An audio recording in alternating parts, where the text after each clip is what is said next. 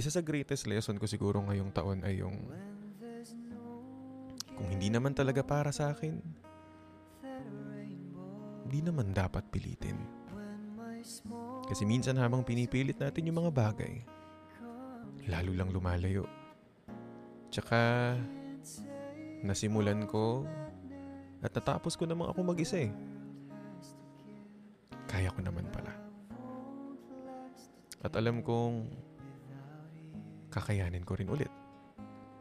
Kung may dumating, edi salamat.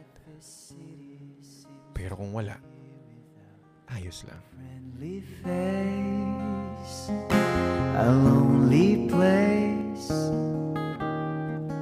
It's nice to